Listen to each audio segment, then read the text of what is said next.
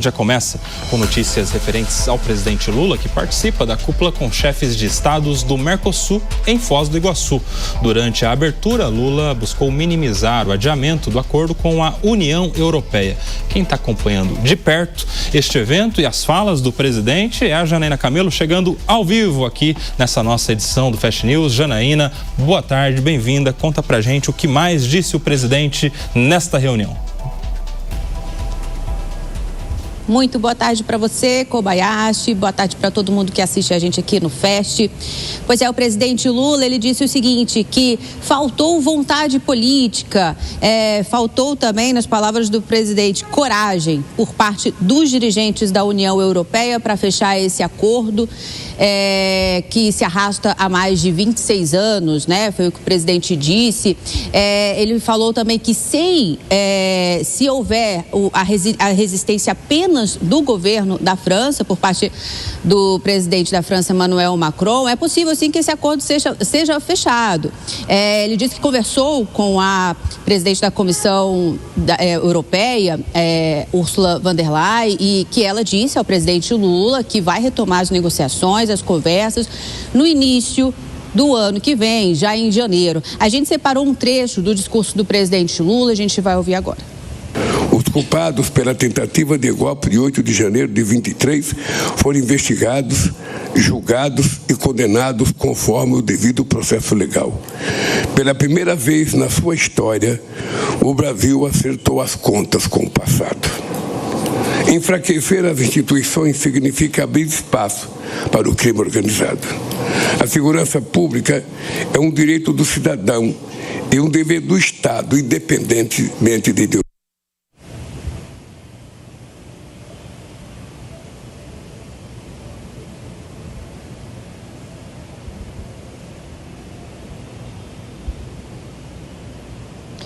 Lembrando também, Kobayashi, que o presidente Lula, na última quarta-feira, ele chegou a cobrar o presidente da França, Emmanuel Macron, a primeira-ministra da Itália, Giorgia Meloni, para que essas negociações fossem finalizadas ainda neste ano, né? Esperando que houvesse uma notícia positiva nesse evento da cúpula do Mercosul. Tanto que o presidente, a pedido dele, a cúpula chegou a ser adiada para acontecer agora, porque ela inicialmente iria acontecer no início do mês, para que houvesse tempo para que esse acordo União Europeia e Mercosul fosse fechado.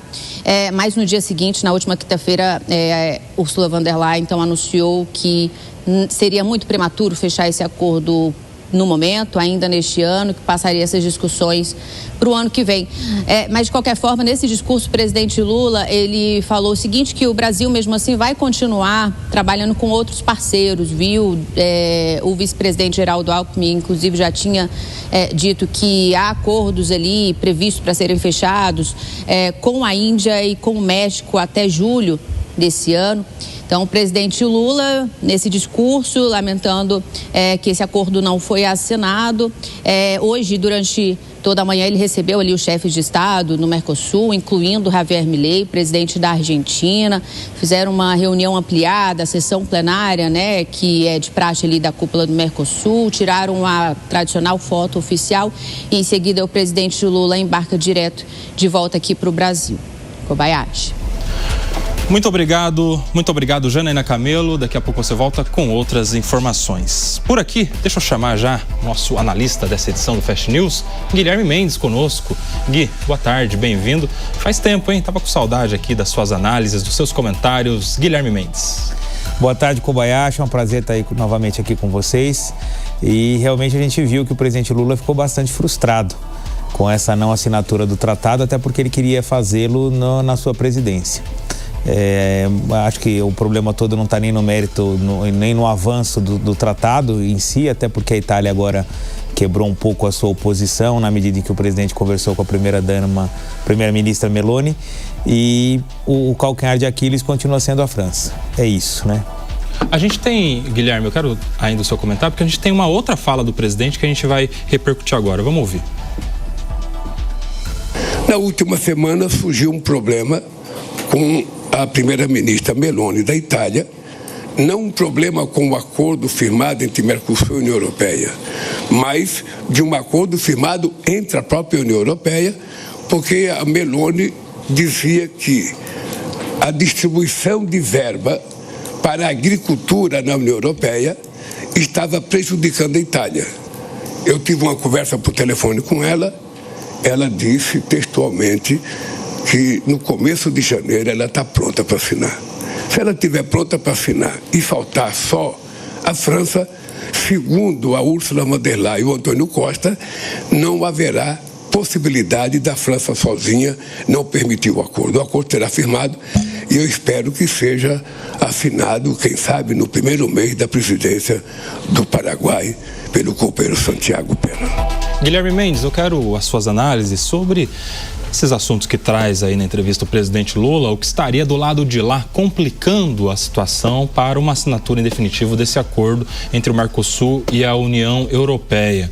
São só esses mesmos os motivos que têm atrapalhado, postergado a resolução final deste consenso entre os dois blocos, ou há mais que não foi dito? Me parece que esse é o ponto mesmo, e esse é o ponto há muitos anos, né, Kobayashi? A questão dos produtos agrários, né, a produção agrária, notadamente da França e também da Ucrânia, que são dois países que têm uma produção bastante significativa no continente europeu, eles temem, não é, a entrada de produtos, sobretudo os brasileiros, já que o nosso agronegócio é muito competitivo. Então, há sem dúvida uma preocupação em que, com a celebração do acordo, o setor da produção agrária europeu, notadamente francês, sofra muito com a entrada dos produtos brasileiros a condições especiais. Então, a França, desde sempre, né, vem se opondo à assinatura do tratado, só que, na medida em que há outros membros que veem, sim, uma vantagem, já que a sua produção agrícola não é tão pujante quanto a francesa, a França acabou meio que ficando isolada nessa sua posição. O presidente Macron sofre muita pressão dos produtores rurais, houve manifestações agora em Bruxelas e também diversas marchas, não agora recentemente, mas no passado, cobrando uma posição mais dura e veementemente contrária do governo francês, e parte também dos produtores italianos. Me parece agora que com essa reorganização da distribuição de verbas, porque para quem está em casa é importante entender, né, a União Europeia faz uma série de compensações, porque nem todos os seus países têm uma produção igualitária, seja de produtos industriais, seja de produtos agrários, né, agropecuários. Então, há uma série de compensações financeiras para que haja um equilíbrio entre aquilo que um país produz e aquilo que ele não produz, de modo que as economias se desenvolvam mais ou menos de uma forma igualitária, não acentuando diferenças regionais.